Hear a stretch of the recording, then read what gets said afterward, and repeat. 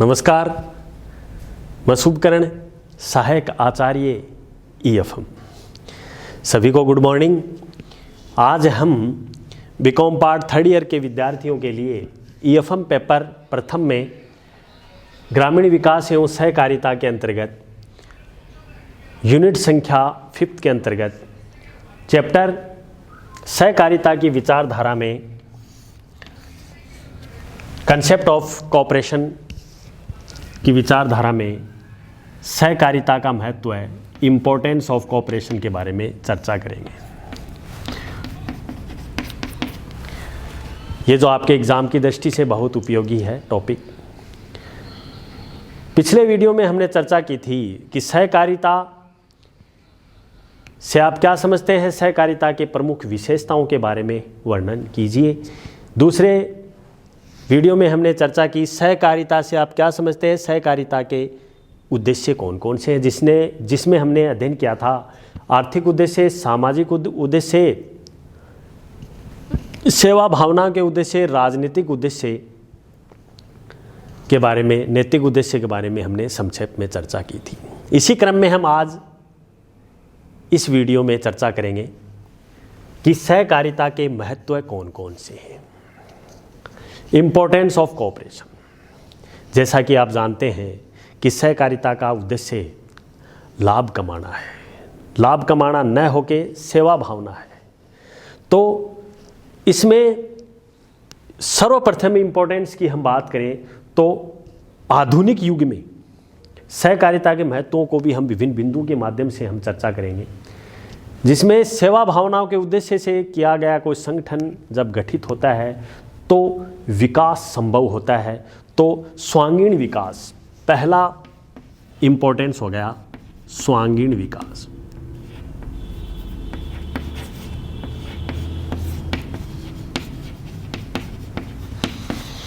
स्वांगीण विकास भी एक महत्वपूर्ण रूप से भूमिका का निर्वहन करता है ऑल ओवर डेवलपमेंट।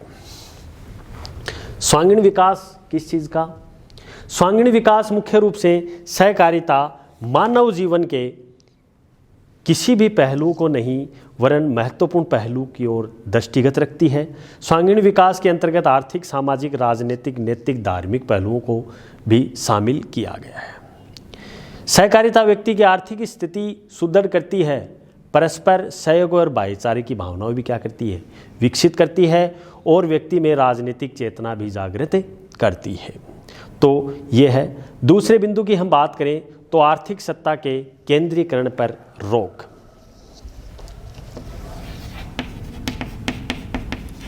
आर्थिक सत्ता के केंद्रीकरण पर रोक। आर्थिक सत्ता के केंद्रीकरण के रोक, control of concentralisation of economic power में सहकारिता सत्ता का केंद्रीकरण पर भी रोक लगाती है। इसके अंतर्गत साम्यवादी की तरह है क्रांति लाकर आर्थिक सत्ता के केंद्रीकरण का तत्काल अंत नहीं किया जाता, वरन शांतिपूर्ण आंदोलन द्वारा आर्थिक सत्ता या आर्थिक दृष्टि से निर्बल वर्ग को ऊंचा उठाया जाता है। इसमें शोषित वर्ग संगठित होकर शोषित वर्ग के भय से मुक्त किया जाता है। तो इस प्रकार आर्थिक साधनों के समान वितरण में भी सहयोग करती है। अगला, आर्थिक सत्ता के विकेंद्रीकरण के न्यायपूर्ण वितरण।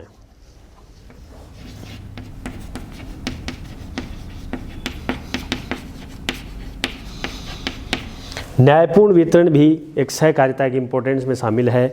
इक्विटेबल डिस्ट्रीब्यूशन, वर्तमान युग में सहकारिता एक ऐसी आर्थिक प्रणाली है जिसमें न्यायपूर्ण वितरण पर जोर देती है। सहकारिता का मुख्य उद्देश्य लाभ कमाना न होकर वरन उद्देश्यों या सदस्यों के उचित मूल्य, वस्तुएं, सेवाएं उपलब्ध करवाना है। जिसके अलावा सहकारी समिति के पास जो आधिक्य या लाभ शेष रहता है उनका भी वितरण सदस्यों के व्यवहार अनुसार कर दिया जाता है। इसके विपरीत पूंजीवाद में पूंजीपति लाभ हड़प जाता है और साम्यवादी सत्ता वर्ग वास्तव में सहकारिता वितरण में न्याय पर जोर देती है। ये भी इसका महत्वपूर्ण है। न्यायपूर्ण वितरण में भी महत्वपूर्ण है। अगला है शांतिपूर्ण आंदोलन, महत्व में चौथा में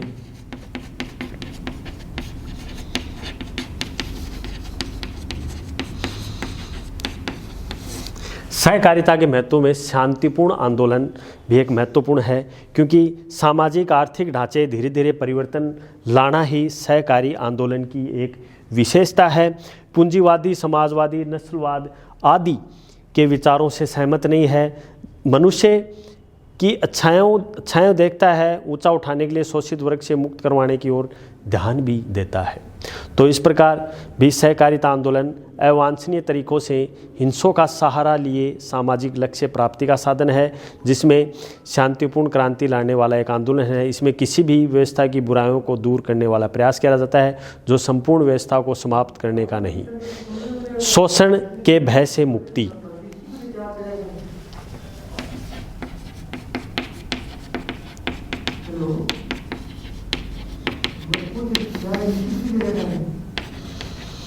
शोषण के भय से मुक्ति भी एक महत्वपूर्ण है।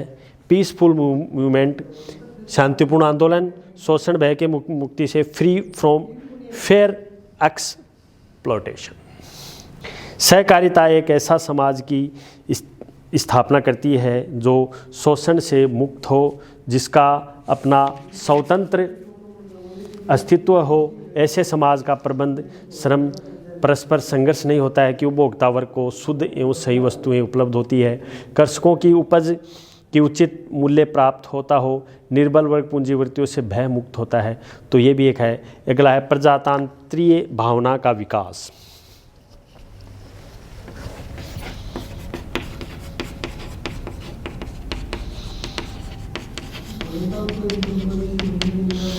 प्रजातांत्रिक भावनाओं का विकास भी इसके इम्पोर्टेंस में सम्मिलित है, जिसमें प्रजा के लोगों की भावना का भी एक डेवलपमेंट किया जाता है। ये भी इसके एक इम्पोर्टेंस में सम्मिलित है। अगला देखें हम तो अगला है आत्म सहायता और पारस्परिक सहायता।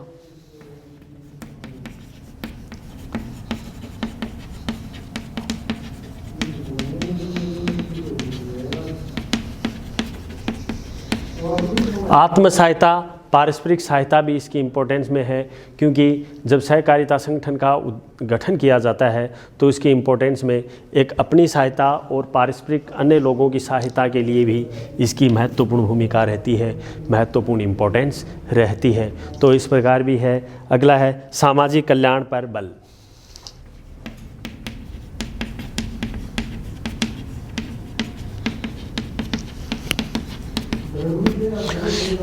सहकारिता का उद्देश्य सामाजिक कल्याण पर भी बल दिया जाता है। सामाजिक कल्याण की महत्वपूर्ण भूमिका इसमें रहती है कि किस प्रकार समाज का अधिक से अधिक उत्थान हो, किस प्रकार समाज को अधिक बढ़ाए, किस प्रकार गरीबी, किस प्रकार बेरोजगारी को समाप्त किया जाए। तो ऐसे संगठन के द्वारा व्यक्ति विशेष को इस प्रकार से मोटिवेट किया जाता है, जिससे वह निर्धारित लक्ष्यों को प्राप्त करने में आसानी से महत्वपूर्ण भूमिका करता है। एक सहकारिता मध्य मार्ग भी है।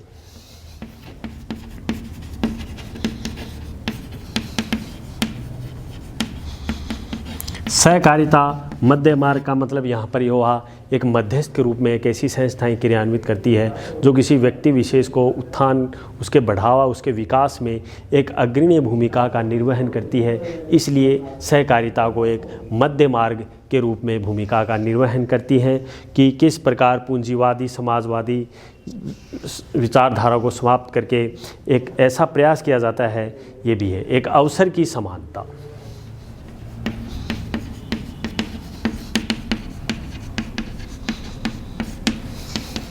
अवसर की समानता भी इस सहकारिता सिद्धांत में सम्मिलित है, जिसमें सहकारिता सभी व्यक्तियों को समान आर्थिक अवसर उपलब्ध कराती है, जिसमें जनतांत्रिक नियंत्रण न्यायोचित वितरण के कारण सहकारिता के अंतर्गत प्रत्येक व्यक्ति को अपने व्यवसाय को चुनाव की स्वतंत्रता होती है। साधनहीन व्यक्ति अपने सीमित साधनों का आंकलन करके समिति का गठन करके अपने उद्देश्यों की पूर्ति के लिए कार्य करते हैं।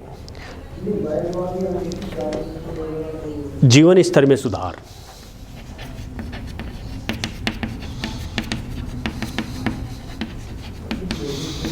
जीवन स्तर में सुधार भी सहकारिता के हैं। राइजिंग स्टैंडर्ड ऑफ लिविंग, जिसमें सहकारी संस्थाएं मध्यस्थों को समाप्त करती हैं।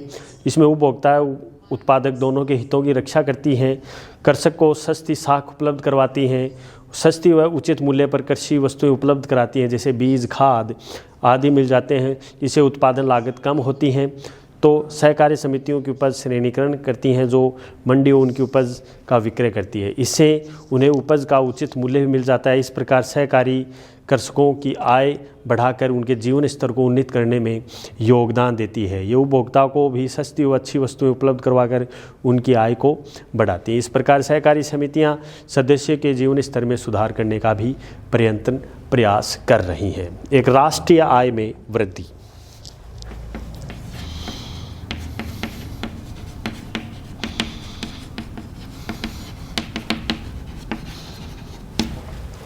राष्ट्रीय आय में वृद्धि, इंक्रीज इन नेशनल इनकम। राष्ट्रीय आय में वृद्धि सहकारी समिति या अन्य उत्पादन बढ़ाने के लिए विभिन्न प्रकार की सुविधाएं प्रदान की जाती हैं। ये साख सुविधाएं कृषि उपकरणों, खाद्य, बीज, कीटनाशक दवाओं, विपणन भंडारों की व्यवस्था करना आदि द्वारा कृषि उत्पादन में वृद्धि करके औद्योगिक, सहकारी, विपणन, दस्तकारों, लघु उद्यमियों की सहायता से उत्पादन बढ़ाती है। इसी प्रकार औद्योगिक समितियां उत्पादन कार्यों के सहयोग देकर उत्पादन को निरंतर बढ़ाती है। तो ये भी है एक आर्थिक नियोजन की सफलता।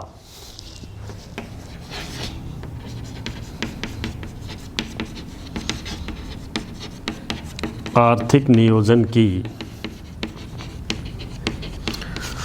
नियोजन की सफलता भी एक अहम भूमिका है, जिसमें आर्थिक नियोजन के सफल बनाने के लिए सहकारिता का महत्वपूर्ण योगदान रहा है, जिसमें सरकार समितियों के माध्यम से अपनी योजनाएं गांवों तक पहुंचाने में सफल रही है। सहकारिता के माध्यम से ग्रामीण जनता को भी आर्थिक नियोजन की जानकारी दी जाती है, जिसमें विभिन्न योजनाओं में उन लाभ आसानी से उठा सके। ये भी है एक अंतर्राष्ट्रीय सहयोग एवं शांति, इंटरनेशनल कोऑपरेशन एंड पीस, अंतर्राष्ट्रीय सहयोग एवं शांति।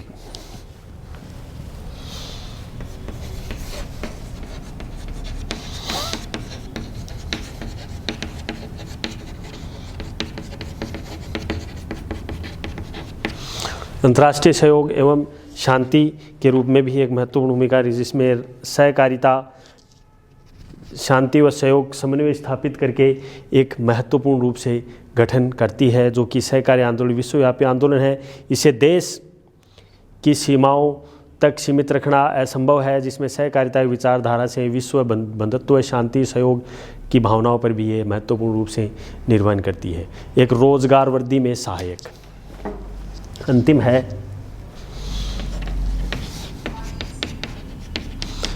रोजगार वृद्धि में सहायक। रोजगार वृद्धि में भी सहायक एक सहकारी संगठन की एक अहम भूमिका रही है। कैसे कि सहकारिता एक आर्थिक आंदोलन है, जो सहकारिता ने कृषि, उद्योग, व्यापार में वृद्धि व उन्नति में महत्वपूर्ण योगदान भी दिया है। तो इस प्रकार सहकारिता के अनेक क्षेत्रों में रोजगार के अवसर भी क्या है, बढ़ाए हैं। स्वयं सहकारी संगठनों के लाखों व्यक्तियों को रोजगार मिला हुआ है, जिसमें सहकारी समितियां ग्रामीण बचतों को प्रोत्साहन करके इकट्ठा करती हैं। इस बचत के उत्पादन कार्यों में लगाया जाता है, जिससे अनेक व्यक्तियों को क्या मिलता है, रोजगार मिलता है। सीमित साधनों वाले व्यक्ति मिलकर अपने साधनों को इकट्ठा करके कोई न कोई उत्पादन कार्य ज़रूर करते हैं, जिसमें अनेक व्यक्तियों को रोज़गार मिलता है। तो इस प्रकार हम कह सकते हैं कि वास्तव में एक सहकारिता एक सर्वोत्तम संगठन है, जो परस्पर प्रेम, भाईचारे की भावना उत्पन्न करके व्यक्तियों के सर्वांगीण विकास के लिए महत्वपूर्ण रूप से बल देती है।